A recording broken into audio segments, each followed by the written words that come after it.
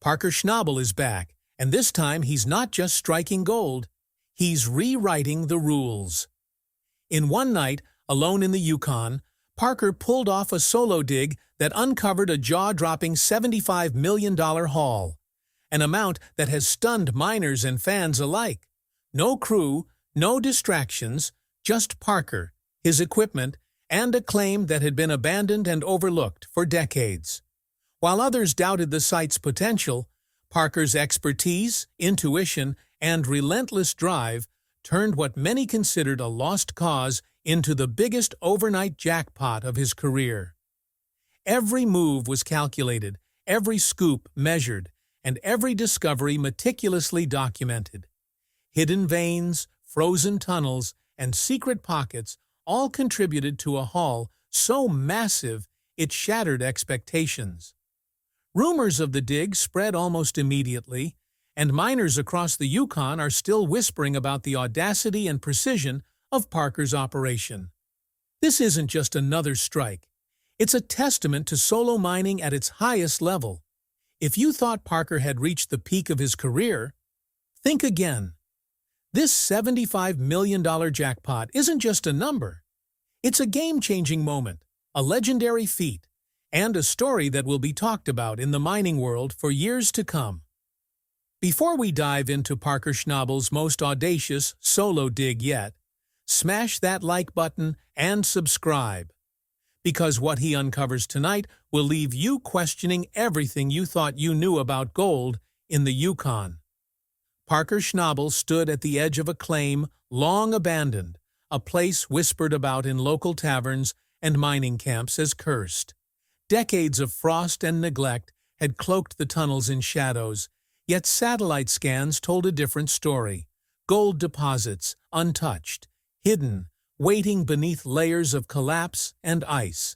Locals muttered of a fortune buried in the veins below, $75 million in gold that had eluded every miner who dared step foot inside. Most shrugged these tales off, but Parker felt the pull in his bones. Ignoring superstition wasn't arrogance, it was obsession. And in the vast, lonely expanse of the Yukon, every sound was magnified. The crunch of frozen dirt under boot, the groan of ancient timber, the whistle of wind threading through skeletal trees. He was alone, and that solitude was both a weapon and a risk. No one would slow him down tonight. Parker had acquired secret maps, aged, torn, and yellowed with decades of dust, that detailed tunnels never logged in any modern registry. Handwritten notations from miners long gone hinted at hidden pockets and back channels, almost as if they had tried to warn future explorers. He cross-referenced the maps with journals from the Gold Rush era, painstakingly decoding old mining logic, and he started to see patterns. A rival miner had allegedly attempted this claim years ago, vanished into rumors of failure. But Parker wasn't deterred. He welcomed the challenge. Ice and timber partially blocked the entrance, frozen in place from centuries of neglect. But Parker improvised, jacking up beams, sawing through thick frost-coated trunks, and finally prying open the passage. The first night underground was eerie. The echo of his pick against the tunnel walls seemed to whisper, almost sentient, as if the claim itself remembered every miner who had stepped inside. Once inside, Parker felt the weight of history pressing down on him. The walls were lined with frost, water dripping in slow, irregular patterns, and old miners' tools littered the ground. Rusted picks, worn boots, journals left in a hurry, pages still hinting at frustration and promise. He picked up one journal, flipping to a passage written in hasty, slanted letters. The gold is alive. It moves. It watches. Parker laughed at the absurdity, yet unease lingered. Every scoop of gravel and ore felt different, almost deliberate, like the claim itself was guiding him. Samples pulled from the first few pockets confirmed what the maps hinted at: unusually high-density gold, more concentrated than anything modern techniques had ever located. Even the frost forming on tunnel walls complicated machinery operation, freezing sluice lines, locking up pumps, and forcing Parker to adapt on the fly. As the hours passed, the dig began to feel less like mining and more like archaeology, unearthing a relic from another era. Every swing of the pick, every ton of gravel processed, revealed clues about the miners who had come before and the secrets they'd left behind. Parker's mind raced, mapping veins, recalling journal hints, and calculating yields, all while keeping one eye on structural integrity. The old tunnels groaned under the weight of history, but the hum of his portable pumps and sluice lines cut through the darkness, a reminder that in this isolation his determination was the only constant. Frost-coated walls reflected the dim light from his helmet, and Parker noticed anomalies in the rock, streaks of pure gold weaving through quartz seams like veins of lightning. He marked every pocket, measuring, weighing, and noting potential bottlenecks. The eerie feeling that had crept in earlier grew stronger. Not fear, but anticipation. The abandoned miners' cryptic warnings no longer felt like superstition. They were records of what had been missed, hints of what waited, almost taunting him to unlock the claim's hidden bounty. By the second night, Parker had already extracted multiple high-density samples. The sluice boxes overflowed faster than expected, requiring constant adjustment, as if the claim itself was challenging him to keep up. Each nugget and flake told a story of concentrated pressure, ancient geological upheaval, and the patient hand of time hiding it from the world. The Yukon's silence outside contrasted with the pulse of activity underground. The clanking of machinery, the scraping of gravel, the occasional hiss of steam from the portable heater, keeping pumps from freezing. Alone in the claim, Parker became both historian and hunter, uncovering relics while chasing fortune. Occasionally, shadows moved strangely along the walls, reflections of frost catching in his headlamp. Yet sometimes he swore it was more, something almost alive.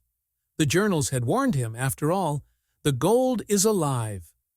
Every high-density sample confirmed that every nugget that slipped through the sluice and clinked into the collection pan was a whisper from the past. With each careful extraction, Parker inched closer to what could only be described as a jackpot, a fortune so immense it could reshape his operations forever. By the third night, the claim revealed its first major veins, glittering beneath frost and rubble. Parker paused, studying the seams, recalculating potential yields.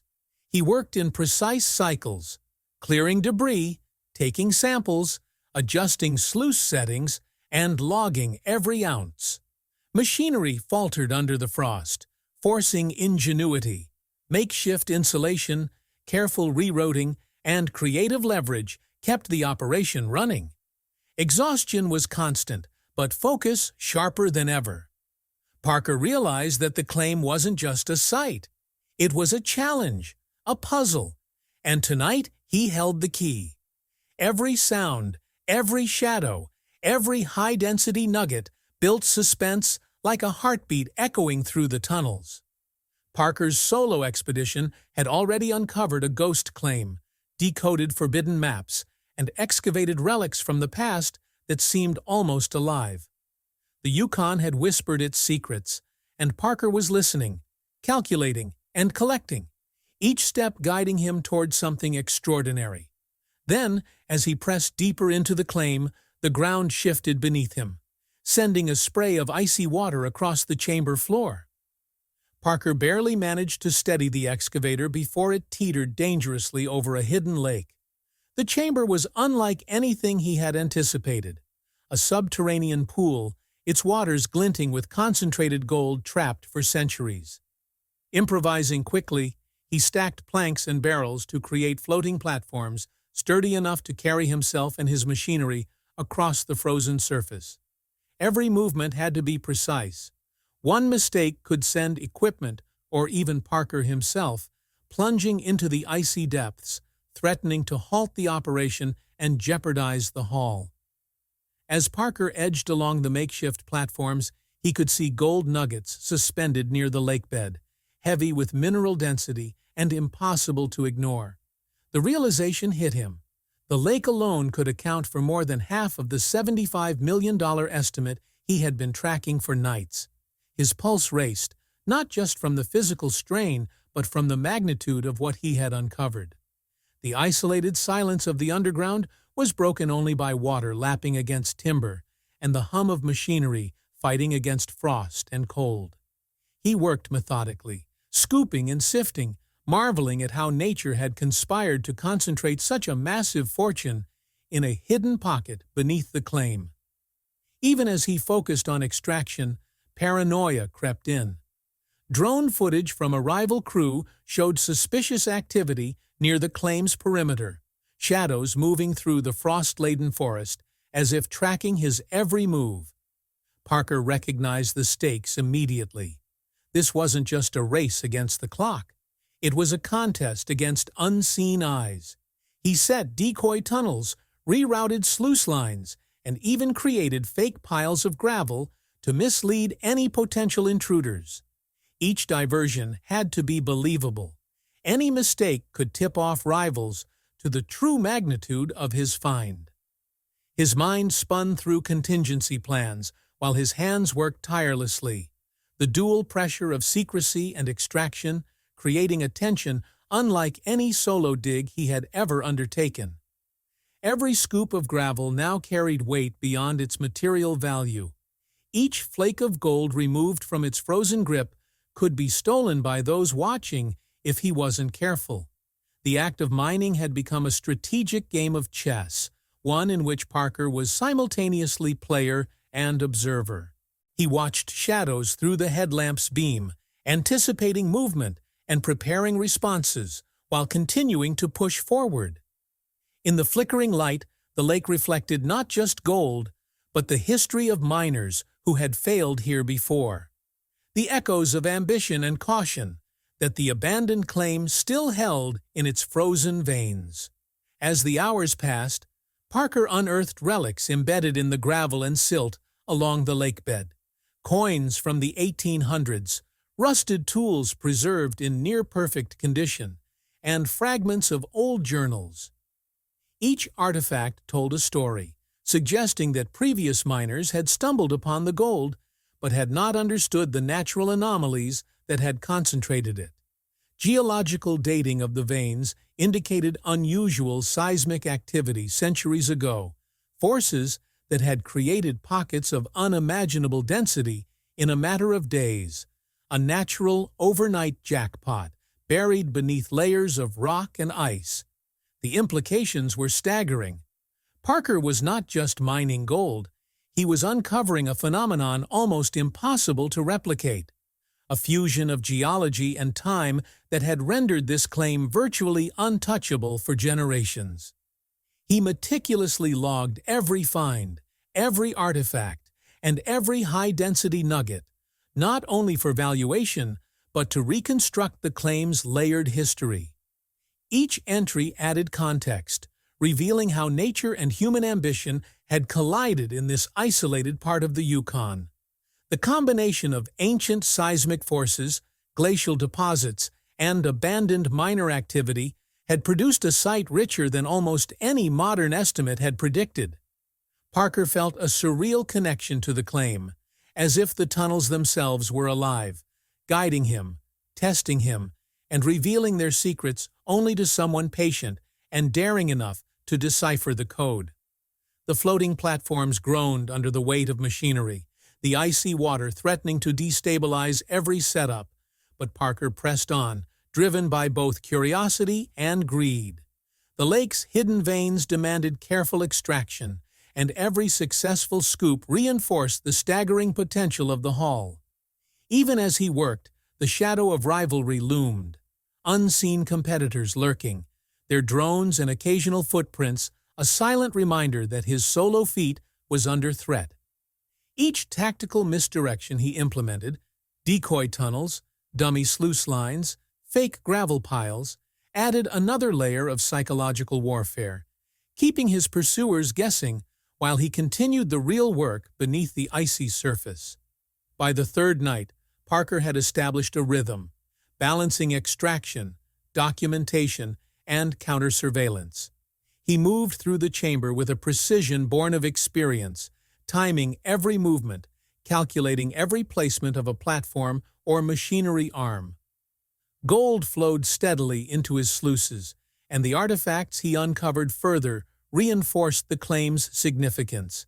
Each coin, each rusted tool, each glinting nugget was a testament to the claim's historical and monetary importance, a tangible link between Parker and the miners who had tried and failed to unlock its secrets.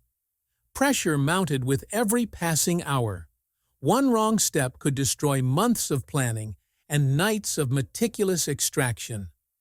The frozen water, the unstable platforms, and the constant awareness of rival eyes created a crucible in which Parker's skill, patience, and nerve were tested to their limits. Yet despite the physical strain and mental tension, a thrill surged through him. This was the kind of discovery miners dream about, the sort of jackpot that defined careers and rewrote expectations. By dawn, the chamber was transformed. Gold shimmered beneath the icy water in concentrations that exceeded even Parker's cautious estimates. Relics told a story older than any modern map could reveal, and his decoy strategies had kept potential rivals blind to the true scale of the claim. The lake had yielded its secrets, but harvesting it fully would push both Parker and his machinery to the limit. As he moved to scale up extraction, heavy equipment groaned under strain. Cables snapped unexpectedly, pumps stalled, and generators faltered, as if the claim itself resisted the ambitious dig. Parker's hands slick with sweat and frost, he crouched over jammed hydraulics, improvising repairs with wrenches, rope, and broken timber. Every movement was precise, every tool a lifeline, because one misstep could topple pumps into icy water, sever power to sluice lines, or destabilize tunnels he had fought so hard to navigate. Frost-coated machinery components, condensation from the lake dripped steadily, and the tension in the cavern surged, each noise echoing like a warning from the claim itself as he prepared to extract the full potential of the $75 million jackpot. The tension was electric, every noise amplified in the cavernous space, echoing like warnings from the claim itself. A near collapse of a tunnel sent a cascade of gravel and timber clattering to the floor, forcing Parker to leap aside and reassess. The chamber, already tight and precarious, reminded him just how fragile his solo dig truly was.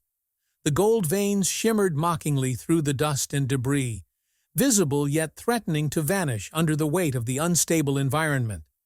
Improvisation became his constant companion. He used boards and braces to reinforce weak points, rerouted sluice lines around unstable floors, and rigged temporary supports for the failing machinery. The claim demanded ingenuity rather than brute force, rewarding careful observation and precision over raw power. Each success, each vein cleared, each pump restarted, felt like winning a miniature battle in a larger war that only he could see. The $75 million jackpot, brilliant and untouchable, hung by a thread, testing his focus, stamina, and nerve. By midnight, the tension of the solo dig reached a fever pitch. Parker struck a massive vein in the main chamber, gold glinting brighter than the floodlights that bathed the icy walls in harsh, surreal light. His heart pounded as he measured the first handful of ore, estimating its value immediately. Over $50 million in raw material alone. He began processing with feverish precision, sluices churning, pumps hissing, and gold nuggets cascading into collection trays in a hypnotic rhythm. The isolation of the operation magnified exhilaration. No crew to share in the discovery, no distractions, just Parker and the pulse of machinery and the glimmer of the veins he had hunted for nights. The Yukon night pressed against the claim walls, its cold and silence amplifying the mechanical hum, creating an atmosphere both surreal and cinematic as though the world outside had paused to watch this singular feat unfold. Every extraction felt monumental. As nuggets and small bars accumulated, Parker's mind raced with calculations. Estimated yields, potential risks, and the unseen tunnels he had yet to explore. He carefully logged every measurement, every discovery, aware that even the slightest miscalculation could erase hours of work and jeopardize the jackpot. The thrill of discovery mixed with the constant awareness of danger. The claim seemed alive, responding to his every action with challenges that tested skill, endurance, and intuition. Every time he secured a new pocket of gold, relief surged through him, counterbalanced by the knowledge that unseen obstacles lurked in the shadowed passages ahead. Suddenly, a section of the main tunnel collapsed, sending a wave of dust and rock into the chamber and cutting off a significant portion of the vein. Parker froze for a moment, listening to the settling debris before carefully navigating the narrow, unstable passage. His boots slid on loose gravel, and the icy walls threatened to give way under the slightest pressure. Pushing forward, he discovered a secondary pocket hidden behind the blockage, nearly doubling the haul he had already extracted. The discovery was exhilarating, but it came with intensified risk. Every maneuver required balancing the urgency of extraction against the dangers of collapse and freezing temperatures.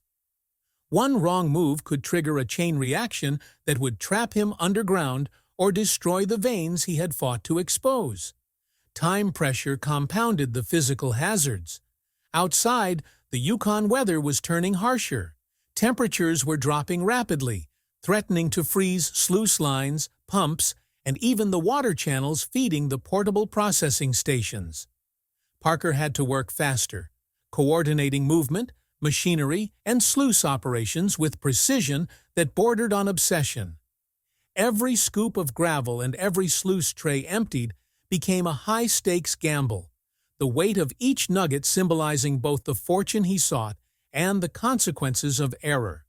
His focus narrowed, instincts honed to a razor edge as he assessed structural integrity, monitored machinery performance, and calculated extraction sequences simultaneously.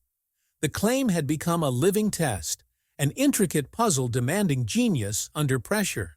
Parker leveraged years of experience, improvisation skills, and acute awareness of the environment to keep the operation running.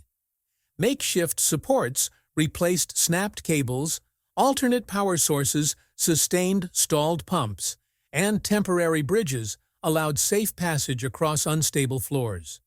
Each action was a small victory, each stabilized machine a lifeline. The gold veins, glittering through frost and debris, seemed almost to reward careful planning, a pulse of light and potential hidden in the shadowed tunnels. By the early hours, Parker had established a rhythm despite the collapsing tunnel, failing machinery, and harsh environmental conditions.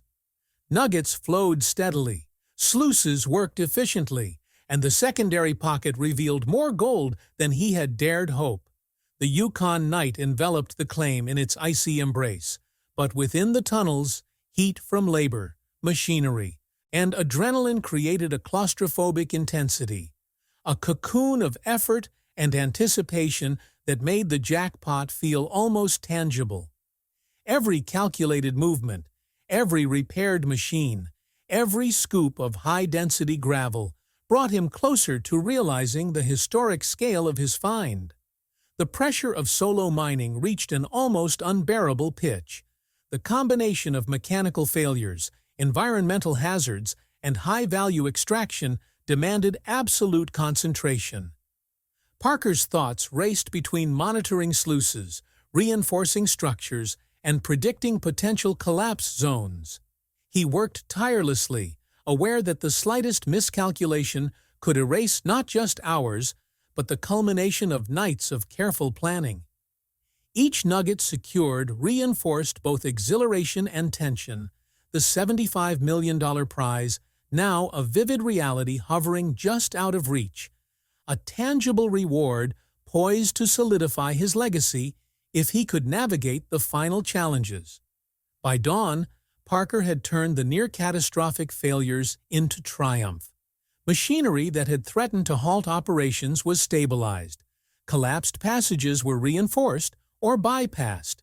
The secondary pocket, rich with gold, had been partially extracted and carefully logged. The claim's veins now shimmered in artificial light, golden lines threading through icy rock, like lifelines guiding him to the ultimate prize. Exhaustion weighed on him, but exhilaration and determination surged stronger. The solo dig had become a test of endurance, wit, and courage, the culmination of every skill Parker had honed over years of mining in extreme conditions. As sunlight began to creep into the periphery of the underground shafts, the scale of the haul became undeniable. The combination of main chamber extraction, secondary pocket discovery, and high-density gold from the hidden lake confirmed that Parker had achieved something extraordinary. But the operation was far from complete. To fully capitalize on the find, he adjusted the sluice system for the umpteenth time, each plank and angled chute precisely positioned to channel every ounce of gold from both main and secondary pockets. Water rushed through the makeshift channels, carrying flakes and nuggets in a golden cascade that seemed almost surreal under the floodlights. Even his most conservative estimates were dwarfed by the yield. The sluices overflowed repeatedly, forcing him to improvise additional containment trays and redirect flow to avoid losing any precious metal. Every gram was critical, and Parker meticulously logged each nugget, each bar, transforming extraction into a ritual of precision, endurance, and daring, where every movement could make or break the $75 million jackpot and set the stage for the final, most daring stages of the dig. Security remained paramount. Parker had already implemented hidden caches and decoy piles to mask the true magnitude of the haul.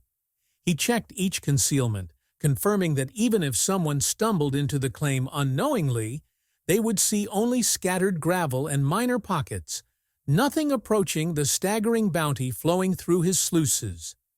Isolation had its advantages. No crew meant no leaks, no whispers, and no unintentional mistakes compromising months of preparation and nights of relentless work. The operation had become a near mythic endeavor, a solo ballet of machinery, ingenuity, and sheer stamina. Every successful transfer of gold from sluice to tray reinforced the scale of the achievement, and every challenge overcome, from freezing machinery to collapsing tunnels, added to the legend forming in real time beneath the Yukon night. Hours passed as Parker worked through exhaustion, the rhythm of sluices, pumps, and scoops a constant companion. He moved with efficiency, yet each action carried a weight he had never experienced in team operations. The stakes were absolute.